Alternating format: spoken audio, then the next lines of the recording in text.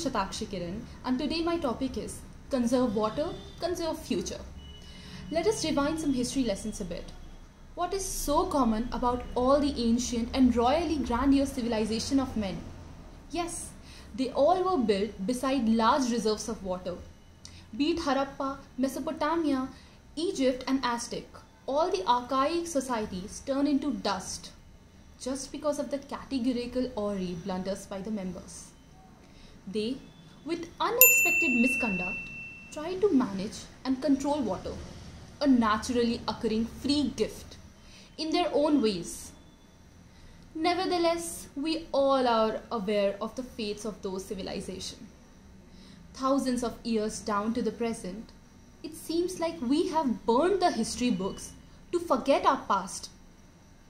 We are looking at a new level of world crisis, a water crisis. Why bother about the water when one gets it for free by the magical mechanism of the underground pipeline and taps? Because it is something more valuable than any mineral or fuel in the world. It is something priceless. The thing that is essential for survival. Without it, we die. The fact that we are befuddled about the thoughts of such a crisis when we already live on a blue planet is pure ignorance of the truest state of the planet. Water has always been on this planet and it will never leave the surface unless Elon Musk gets too creative. Water will flow down the slopes to the seas. It undergoes a temporary evolution into ice, but then again it is retroceded to the mainland thanks to the clouds and rains. So the total amount of water that has been on this geoid rock isn't going anywhere.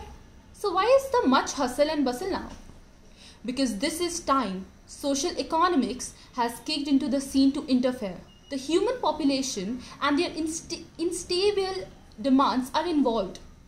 The little more than 1% of water is potable and is stored in the freshwater and accessible reservoirs are the real deal.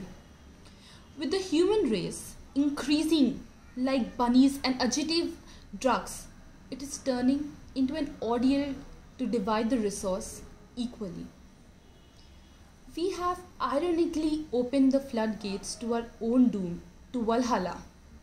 And what are we doing exactly about it? Maybe not many of us know that about it, but much of us have already used around 6 gallons of water by this time of the day.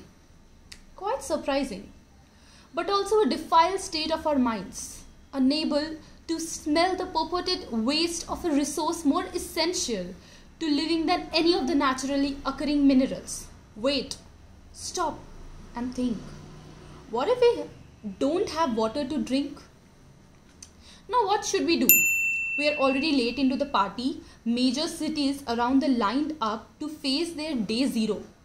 Barcelona, Tokyo, Bangalore, New York, Montreal, Sydney and London all are into the queue to meet their fateful day when they won't have a drop of water to serve their residents.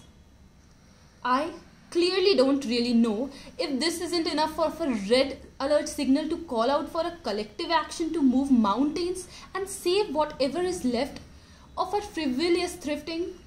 We need to understand that water is more valuable than gold and petroleum and all other frippery ornamentals demands. It is high time we support the politicians, world leaders, activists and people who are laboring to protect the people of the future, who they don't even owe anything. Tick tock, tick tock. I guess all of us have heard the sound, but drip drop is something which must be stopped. Lastly, saving the 1% of fresh water is the most eminent task at hand now. It is implausible to say that we cannot be saved from the crisis. It is not impossible to draw lines and build servile emotions to create reservoirs and glut of water supply. We have seen examples in efforts of the people of Cape Town who collectively delayed the precarious approach of the day zero for their city, though it will be ridiculous to conserve now. given that more than half of the world is going to be in dying state. to quench their thirst. We can still be in the game by just doing our own bit, by looking out for drops that are wasted, by looking out for water that is unused and untouched. Because out of all the joys in the life, it feels heartwarming to still have a steady flow of water from your tap. Remember, without water, there is no life, there is no blue, and there is no green. So think wisely, conserve water, conserve future. Thank you.